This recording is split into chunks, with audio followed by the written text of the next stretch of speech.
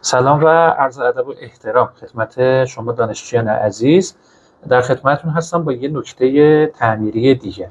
یه لپتاپ برام اومده، لپتاپ نو پاور هست، لپتاپ HP مدل 1040 GT. خب اگر یادتون باشه توی کلیپ های قبلی گفتم لپتاپ هایی که نو پاور هستن دو حالت دارن، یکی اینکه جریان کشی دارن، یکی هم لپتاپ هایی که جریان کشی ندارن. خب من منبع تغذیه‌ام رو قبلا رو 19.5 ولت حدود 3 آمپر تنظیم کردم. الان میخوام منبع رو وصل کنم به لپتاپ، ببینیم که لپتاپ جریان کشی داره یا نه.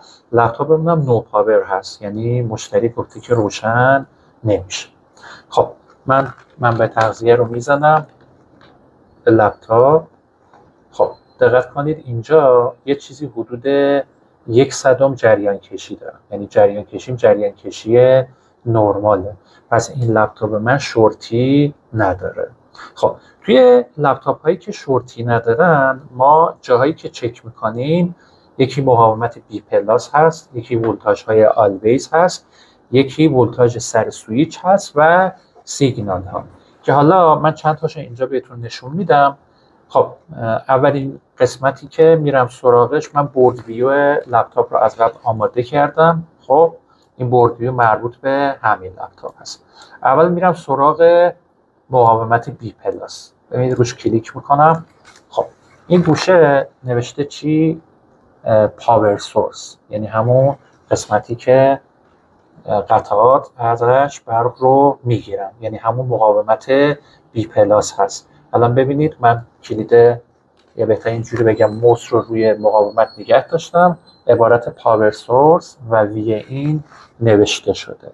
خب اگر بیام روی مادربرد دقت کنم، اون مقاومت این قطعه‌ایه که اینجا هست. خب من ولتاژ بگیرم ببینیم که ولتاژ مقاومت بی پلاسمون چقدر هست. مولتیمتر رو نزدیک میذارم تا توی کادر دوربینمون بیفته. خب لید مشکی رو زدم به بدنه برد. مقاومت بی پلاس رو من ولتاژ گیری میکنم. الان نگاه کنید دقیقاً چی 19.5 ولت رو نشون میده، پس من بی پلاس هم ولتاژ دارم. خب الان بعد از اون میام 3 ولت و 5 ولت آلویز و LDO رو میگیرم. خب میام سراغ بورد ویو توی قسمت نتس. خب اینجا من سراغ 3 ولت آلویز میرم. دقت کنید 3 ولت آلویز. خب روش کلیک میکنم. یه لحظه اجازه بدید از اول بزنم 3 ولت آلویز، ببینیم کجا رنگی شده. خب دقت کنید اینجا دو تا قطعه، یه خازن یه مقاومت رنگی شدن. من چک میکنم اگر اونجا 3 ولت آلویز رو داشتم که خب مشکلی نیست، اگر نداشتم طبق این بورد ویو که دارم باید دنبال اون مبدأ تامین ولتاژ بگردم. خب یه مقدار اینو کوچیک کنم ببینم که اون خازن و مقاومتم کدوم قسمت هستش.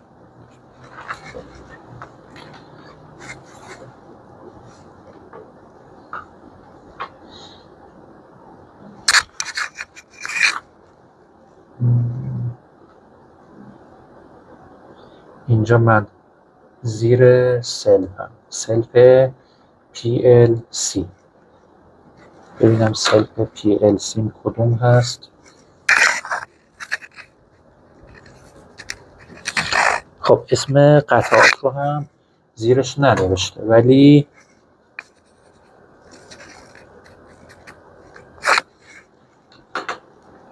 من دیگه باید چشمی دنبال اون قطعات بگردم. اینجا فنم هستش، بعد فن این آیسیم هست. خب کنار آیسی دو تا قطعه هست که بذارید ببینیم که با بورد مطابقت داره یا نه. خب من مولتیمترم بذارم اینجا ببینیم که خب اینجا الان نگاه کنید 3 ولت رو داریم، عدد مولتیمتر رو دقت کنید 3 ولت رو داریم، پس من 3 ولت آلویز رو دارم. الان میرم دوباره توی بورد ویو قسمت 5 ولت هم باید اینجا رو چک کنم ببینم که 5 ولت آلویز رو دارم یا ندارم. خب میام اینجا یکم پایین تر سراغ 5 ولت آلویزم.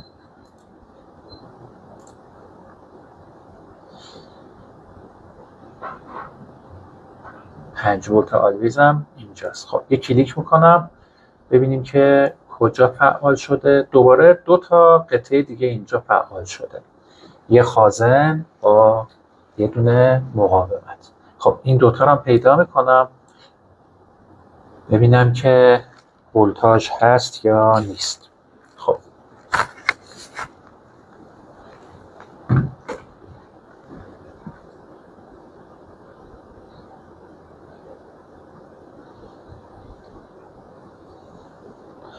اینجا یه آیسی هست. بعد آیسی من اینجا چون خیلی ریز هست با لوپ دستی نگاه کنم.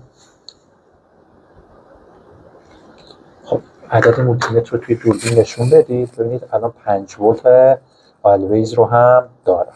خب چون این 3 ولت و 5 ولت آلویز رو دارم دیگه سراغ مبدأش نمیگردم که ببینم ولتاژ هست یا نه. قدم بعدی یه لحظه من به تغذیه رو جدا کنم، میرم سراغ کلید سویچ. میخوام ببینم که سر کلید سویچ هم ولتاژ دارم یا ندارم. خب الان نگاه کنید زدم من به تغذیه رو 1/100 جریان کشی نرمال داره، یعنی ما جریان کشی کلا تو این لپتاپ نداریم ولی لپتاپ نو پاور هستش. خب میام اینجا دوباره سر کلید سویچم و ببینیم که ولتاژ داریم یا نداریم. خب حدود 2.4 ولتاژ سر سویچ هم هست. خب پس ما اینجا چیه؟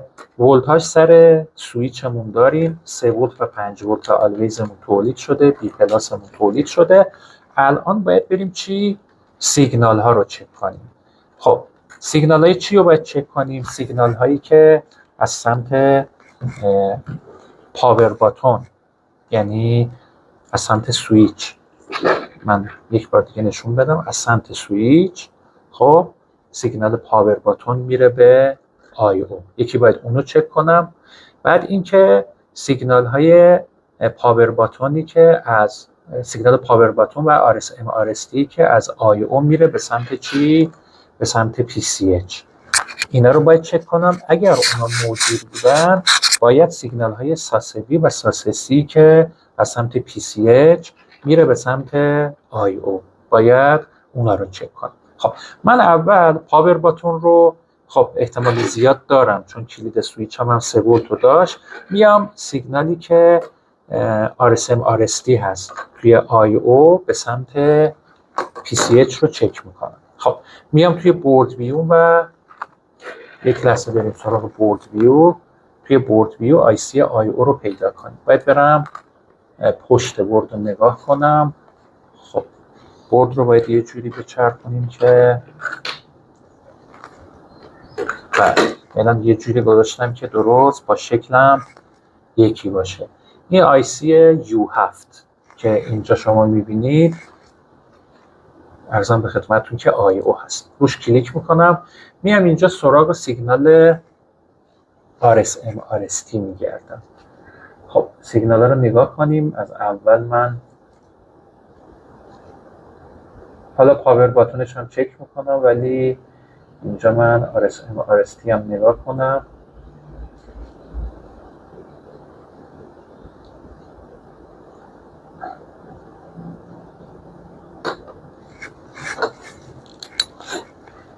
خب تا اینجا که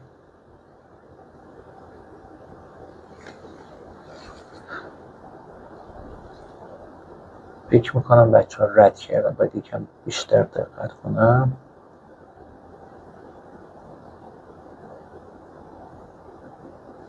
خب RSM RST هم بچه ها مقدارش 3 ولت، سیگنال سطح پایین هست.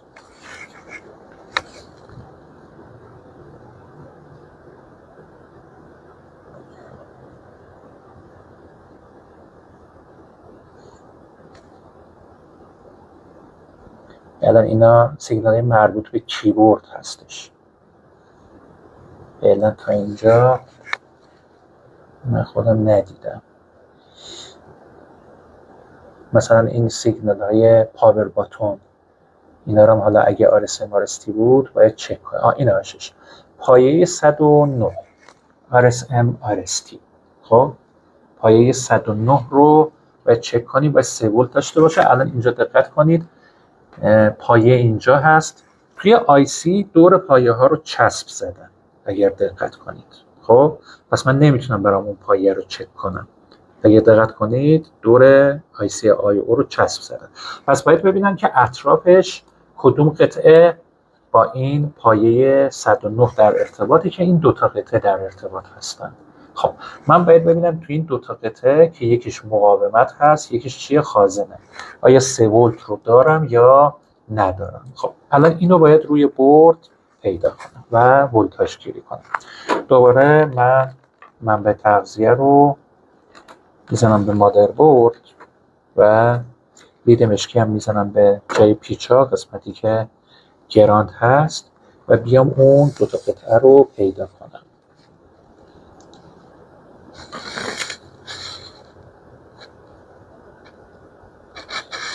خب من الان مولتیمتر رو نگاه کنید بچه ها، ولتاژ هم 0، یعنی RSM RST رو من ندارم. خب وقتی اینو ندارم یعنی من آیسی آی اوم سوخته. منتها قبلش باید ببینم که آیا به آی او ولتاژ های مهم رسیده یا نرسیده. خب پس میام سراغ ولتاژ های مهمی که برای آی او میاد. خب الان پایه های آی او رو اینجا سمت راست نوشته. خب ولتاژ های مهمی که هست مثلا یکی 3 ولت وی سی سی هست. خب بعد عرضم به خدمتتون که 3 ولت آر تی سی هست و الی آخر. من از 3 ولت RTC و VCC شروع می‌کنم. 3 ولت RTC رو میزنم. خب 3 ولت RTC دوباره اینجا دو تا قطعه بالای IO چیه؟ فعال شده. باید بیام ببینم اون دو تا قطعه 3 ولت RTC رو داره یا نه. خب دوباره بیایم ولتاژ گیری کنیم. من اون دو تا قطعه رو پیدا کنم. تقریبا میشه قطعه دوم.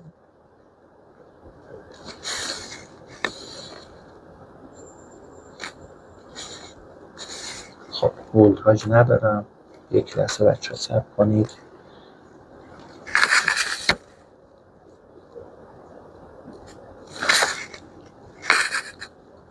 مولتیمترم 0 ولت نشون میده.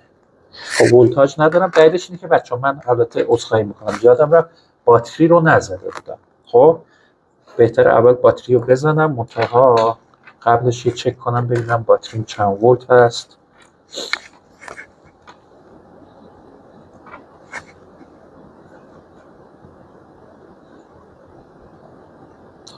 خب یه لحظه مولتیمتر رو نشون بدید. ببینید عدد مولتیمتر 2.8. حالا 3 ولت بود بهتر بود، ولی خدا 2.8 هم ایراد نداره. خب من باتری رو زدم، الان میام چیکار میکنم؟ دوباره اون 3 ولت RTC که میرفت به سمت آی او و تقریبا توی این محدوده هست من چک میکنم.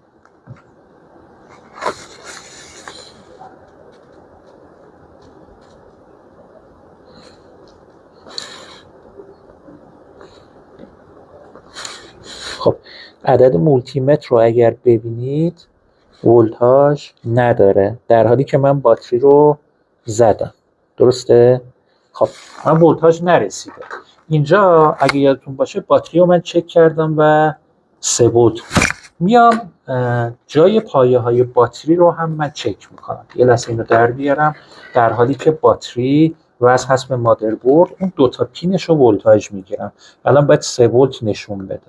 خب عدد مولتیمتر رو نگاه کنید 0.2، در حالی که باید 3 ولت نشون بده. خب این یعنی اینکه من توی مسیر باتریم که این 3 ولتش میره به سمت PCH و IO مشکل دارم. خب ببینید سر مقاومت هم 0.4 ولت دارم. اینجا 0.4 ولته. یعنی چی؟ یعنی باید 3 ولت باشه. پس ولتاژ من داره میخوابه. من یه بار دیگه اهم رو بگیرم بچه‌ها، زمانی که داشتیم اهم رو میگرفتیم لید مشکی در اومده بود. یه بار دیگه این برق رو قطع کنم و اهم اون پایه‌ای که ولتاژ داره رو نسبت به بدنه چک کنم.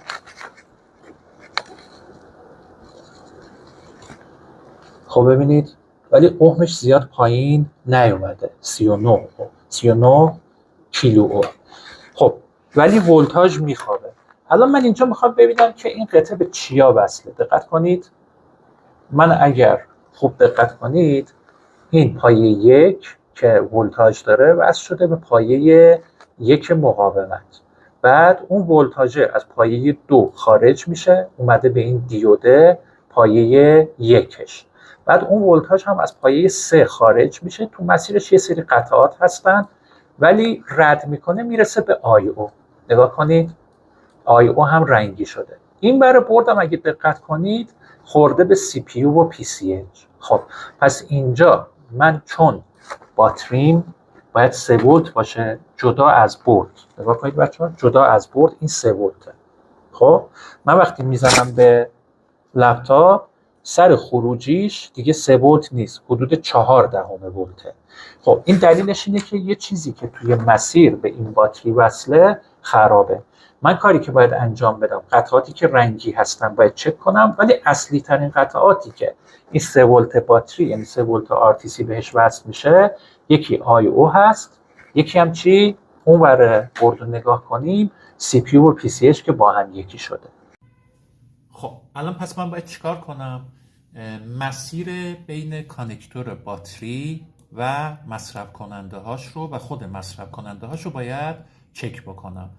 پس یه بار دیگه توی کانکتور باتری سیموس روی پایه‌ای که ولتاژ باید باشه یعنی 3 ولت RTC ببینید کلیک کردم، اینجا قطعاتی که فعال هستن یعنی روشن هستن رو اول تست میکنم. اینجا مثلا یه مقاومت هست، مقاومت رو تست میکنم، بعد توی مسیر دوباره کلیک میکنم قطعاتی که وصل شدن چیا هستن، یه دیود هست درست، اونو باید چک بکنم، بعد دوباره ادامه اون دیود رو ببینید من کلیک میکنم، قطعات دیگه‌ای که متصل هستن، مقاومت ها و خازن ها، همه اینها رو چک میکنم. ببینید یه سری قطعه دیگه مقاومت و خازن اینجا فعال هستن، اونا رو هم چک میکنم. اگر همه اینا سالم بودن من کاری که میکنم آیسی آی او رو از روی برد جدا میکنم. وقتی که آی او رو جدا کردم دوباره باتری رو میزنم به کانکتور و سر پایه‌ای که ولتاژ خوابیده بود اگه یادتون باشه حدود 4 دهم ولت بود دوباره ولتاژ گیری میکنم. اگه ببینم ولتاژ رفته بالا و شده همون ولتاژ باتریم میفهمم که آی او مشکل داره.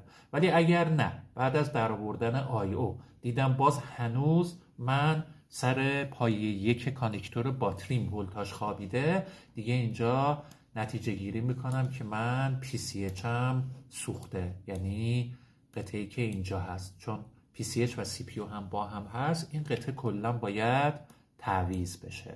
پس به صورت خلاصه اینطوری بهتون بگم، چون اینجا من بعد از اتصال باتری ولتاژ سر پایه 1 میخوابید، خب یعنی میشد یه چیزی حدود 4 دهم، من توی مسیر 3 تا قطعه داشتم، 3 جور قطعه داشتم، یکی مقاومت ها و خازن ها بودن، یکی آی او بود، یکی هم چی بود؟ PCH. کاری که انجام میدم چون نمیتونم آی او و PCH رو چک کنم، اول مقاومت ها و خازن هایی که تو مسیر هستن رو چک میکنم، اگر اونها سالم باشن آی او رو جدا میکنم، بعد از درآوردن آی او باتری 3 ولت رو وصل میکنم.